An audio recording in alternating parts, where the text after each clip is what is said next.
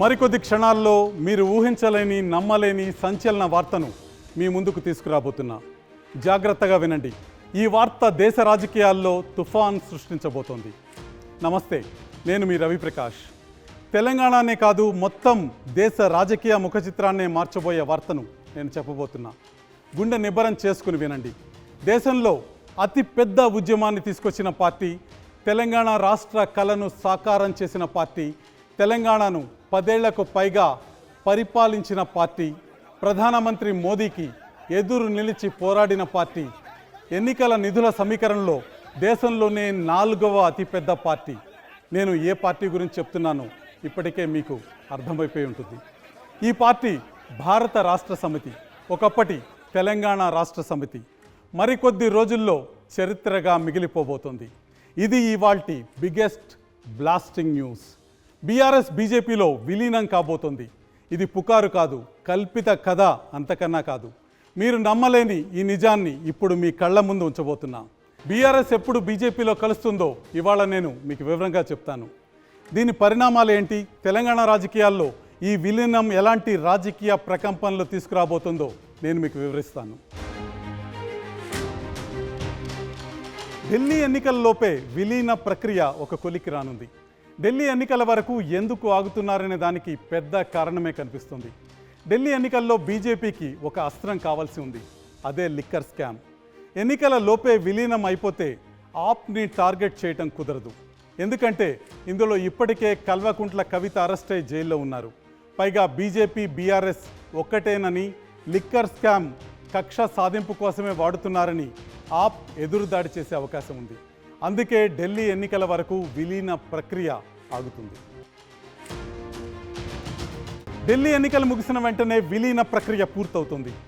Liquor scam అస్త్రంతో కేజ్రీవాల్ను target చేసి ఢిల్లీ ఎన్నికల్లో ఎలాగైనా గెలుస్తామన్న ధీమాతో భారతీయ జనతా పార్టీ ఉంది. ఆ ఎన్నికలు పూర్తయిన వెంటనే బీఆర్ఎస్ విలీన ప్రక్రియ పూర్తవుతుంది.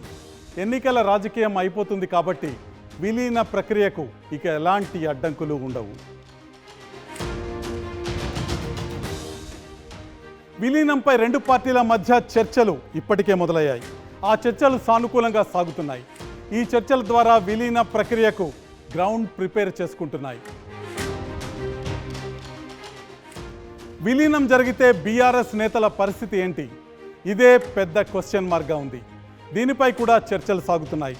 ఢిల్లీ స్థాయిలో బీఆర్ఎస్ నేతలకు ఏ పదవులు ఇవ్వాలన్న దానిపైన 2 పార్టీల మధ్య ఒప్పందం కుదిరే అవకాశం కనిపిస్తుంది.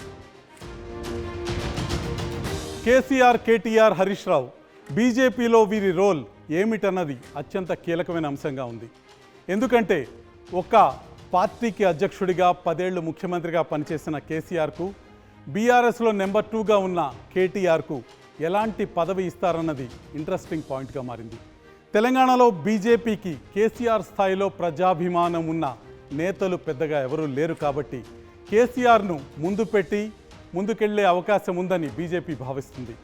దానిపై బీజేపీ ముందుగానే క్లారిటీ ఇవ్వచ్చు. చాణక్యుడు చెప్పినట్టు శత్రువుకి శత్రువు మనకి మిత్రుడు. అంటే బీఆర్ఎస్ శత్రువు కాంగ్రెస్, కాంగ్రెస్కు శత్రువు బీజేపీ. కాబట్టి కాంగ్రెస్ శత్రువు బీజేపీతో దోస్తీ కట్టాలని బీఆర్ఎస్ నిర్ణయించుకుంది. మరి ఈ నిర్ణయంతో తెలంగాణ రాజకీయాల్లో ఎలాంటి పరిణామాలు సంభవించబోతున్నాయో ఇప్పుడు మీకు నేను వివరిస్తాను. అంతకంటే ముందుగా తెలంగాణ పొలిటికల్ ఈక్వేషన్స్ ఎలా ఉన్నాయో ఒకసారి చూద్దాం. 2014లో 63 సీట్లతో అధికారంలోకి వచ్చిన టీఆర్ఎస్ 2018లో 88కి తన బలాన్ని పెంచుకుంది. 2023లో మాత్రం సీన్ రివర్స్ అయింది. గులాబీ పార్టీ కేవలం 39 సీట్లకు పడిపోయింది. బీజేపీ బలం 1 నుంచి 8 సీట్లకు పెరిగింది. అనూహ్యంగా పుంజుకున్న కాంగ్రెస్, సిపిఐతో కలిసి 65 స్థానాలు దక్కించుకోవడం మనకు కనిపిస్తుంది. అధికారాన్ని కూడా కాంగ్రెస్ పార్టీ చేజిక్కించుకుంది. ఇక తాజా పార్లమెంట్ ఎన్నికల్లో కారు పార్టీ 0 అవ్వటం మనకు కనిపిస్తుంది. కాంగ్రెస్, బీజేపీ చెరో 8 సీట్లలో విజయం సాధించాయి. ఇక బీజేపీ, బీఆర్ఎస్ కలిసి ఉంటే పరిస్థితి ఏంటనేది ఒకసారి చూద్దాం. 2023 అసెంబ్లీ ఎన్నికల్లో బీఆర్ఎస్కు 39, బీజేపీకి 8 సీట్లు వచ్చాయి. 2 పార్టీలకు వచ్చిన సీట్లు మొత్తంగా చూస్తే 47. ఈ నెంబర్ల కంటే ఇద్దరికి వచ్చిన ఓట్ల శాతం చూస్తే క్లియర్ పిక్చర్ మనకు కనిపిస్తుంది. బీఆర్ఎస్కు 37.35% ఓట్లు వస్తే బీజేపీకి 13.9% ఓట్లు వచ్చాయి. రెండు పార్టీలకు వచ్చిన ఓట్లను కలిపితే 51.25%. కాంగ్రెస్ ఓట్ల శాతం 39.4. అంటే 2023లో బీఆర్ఎస్ బీజేపీ కలిసి పోటీ చేసి ఉంటే ఖచ్చితంగా విజయం సాధించి ఉండేది అన్న విషయం స్పష్టంగా కనిపిస్తుంది. పార్లమెంట్ ఎన్నికల్లో బీఆర్ఎస్కు 16.68%, బీజేపీకి 35.08%. ఇవి కలిపితే 51.76% ఓట్లు. అంటే పోలైన ఓట్లలో సగానికి పైగా ఈ రెండు పార్టీలకు వచ్చాయి. కాంగ్రెస్కు లోక్సభ ఎన్నికల్లో వచ్చిన ఓట్లు 40.1% మాత్రమే. అంటే అసెంబ్లీ ఎన్నికల కంటే పార్లమెంట్ ఎన్నికల్లో బీజేపీ బీఆర్ఎస్లకు ఎక్కువ ఓట్లు వచ్చాయి. అసలు విలీనం చేయడానికి కారణాలేంటో ఒక్కసారి చూద్దాం. ఓటమి తర్వాత నేతల జంపింగ్తో బీఆర్ఎస్ పార్టీ కుదేలైపోతుంది. కేశవరావు, పట్నం మహేందర్ రెడ్డి, రంజిత్ రెడ్డి లాంటి కీలకమైన నేతలు బీఆర్ఎస్ను వదిలి వెళ్ళిపోయారు. పోచారం శ్రీనివాసరెడ్డి, కడియం శ్రీహరి, దానం నాగేందర్ వంటి కీలకమైన ఎమ్మెల్యేలతో సహా మొత్తం 10 మంది కాంగ్రెస్లో చేరటం మనకు కనిపించింది. 6 ఎమ్మెల్సీలు సైతం వెళ్ళిపోయారు. దీంతో బీఆర్ఎస్ ఎల్పీని ఏకంగా విలీనం చేసుకునే దిశగా కాంగ్రెస్ పావులు కదుపుతోంది. ఎన్నికల్లో బీఆర్ఎస్ 39 స్థానాల్లో గెలిచినా లాస్య నందిత మరణం, ఉప ఎన్నికలో కాంగ్రెస్ గెలుపుతో ఆ బలం 38కి పడిపోయింది. ఆ 38 మందిలో మరో 16 మంది చేరితే బీఆర్ఎస్ ఎల్పీ కాంగ్రెస్లో విలీనమవుతుంది. అది జరగకముందే పార్టీని బీజేపీలో విలీనం చేయాలని కేసీఆర్ భావిస్తున్నట్టు కనిపిస్తోంది. ఒకవైపు పార్టీ బలహీనపడుతుంటే మరోవైపు కవిత అరెస్టుతో కేసీఆర్ మానసికంగా కుంగిపోయారు. ఢిల్లీ మద్యం స్కామ్లో మార్చి 15న కవిత అరెస్ట్ అయ్యారు. 145 రోజుల నుంచి ఆమె జైల్లోనే ఉన్నారు. ఎప్పుడు బెయిల్ వస్తుందో చెప్పలేని పరిస్థితి. కవిత ఆరోగ్యం కూడా దెబ్బతినటం మనకు కనిపించింది. మరోవైపు కేజ్రీవాల్కు వ్యతిరేకంగా కవిత అప్రూవర్గా మారాలని బీజేపీ ప్రతిపాదన చేసినట్టు తెలుస్తోంది. దాన్ని బీఆర్ఎస్ వ్యతిరేకిస్తోంది. ఈ పరిణామాలన్నీ పార్టీ విలీనం దిశగా కేసీఆర్ను నడిపించాయని మనకి అర్థమవుతుంది. కాంగ్రెస్ అధికారంలో ఉండటం బీఆర్ఎస్కు ఇబ్బందికరంగా మారింది. రాబోయే పంచాయతీ ఎన్నికల్లో బీఆర్ఎస్ మరింత దెబ్బతినే పరిస్థితి కనిపిస్తోంది. సీఎం రేవంత్ పాలనపై బీఆర్ఎస్ ఆశించిన స్థాయిలో ప్రజా వ్యతిరేకత లేకపోవటం ఆ పార్టీ భవిష్యత్తును ప్రశ్నార్థకంగా మారుస్తుంది. ఇప్పుడున్న పరిస్థితుల్లో కాంగ్రెస్ను ఢీకొట్టాలంటే బీజేపీలో విలీనం కావటమే మంచిదని కేసీఆర్ నిర్ణయానికి వచ్చినట్టు తెలుస్తుంది. బీఆర్ఎస్తో విలీన ప్రతిపాదనకు బీజేపీ ఢిల్లీ పెద్దలు ఓకే చెప్పినా కొందరు రాష్ట్ర నేతలు మాత్రం సుముఖంగా లేరు. కేంద్ర మంత్రులు కిషన్ రెడ్డి, బండి సంజయ్, ఎంపీ ఈటెల రాజేందర్ విలీనం వద్దంటున్నారు. కేసీఆర్ స్థాయి నాయకులు వస్తే తమ ప్రాధాన్యం తగ్గిపోతుందనేది వారి ఆందోళనగా కనిపిస్తుంది. ఇన్నాళ్ళు ఎడమొహం పెడమొహంగా ఉన్న ఈ ముగ్గురు నేతలు బీఆర్ఎస్ విలీనాన్ని వ్యతిరేకించడంలో మాత్రం ఒక్కటైనట్టు కనిపిస్తున్నారు. విలీన చర్చలు చివరి దశకు వచ్చినా కేసీఆర్ ఆఖరి నిమిషంలో ఎలాంటి వైఖరి తీసుకుంటారనేది ప్రశ్నార్థకంగానే ఉంటుంది. కేసీఆర్, మాయావతి ఎప్పుడు ఏ నిర్ణయం తీసుకుంటారో ఊహకందదని బీజేపీ అగ్రనాయకులు భావిస్తూ ఉంటారు.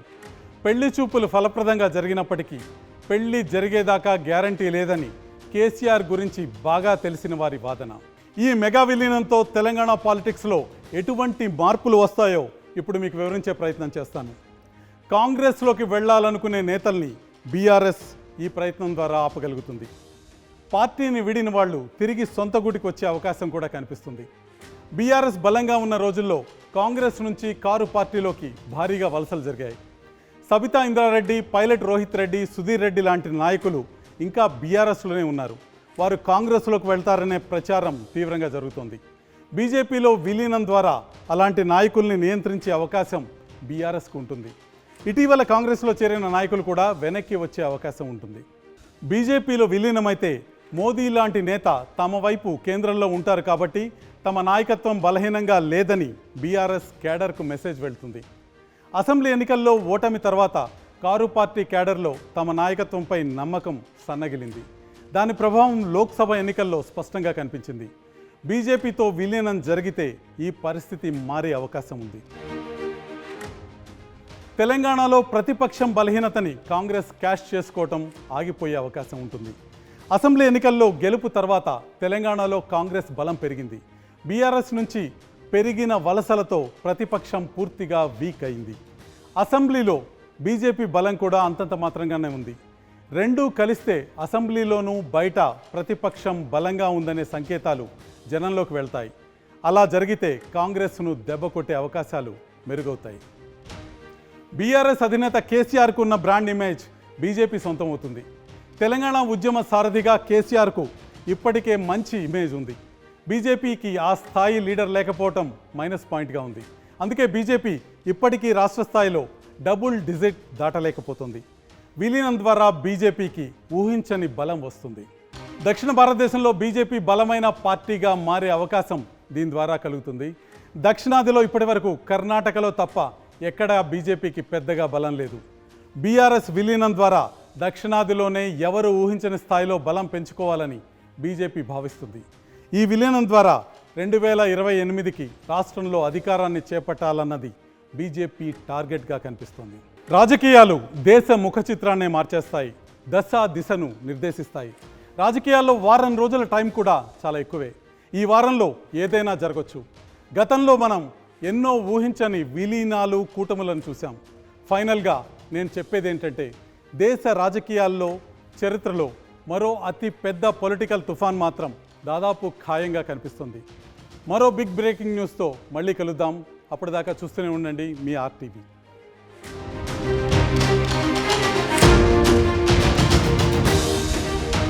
అసలైన తొలి వెలుగు. ఫాలో వాట్సాప్ @తొలి వెలుగు official.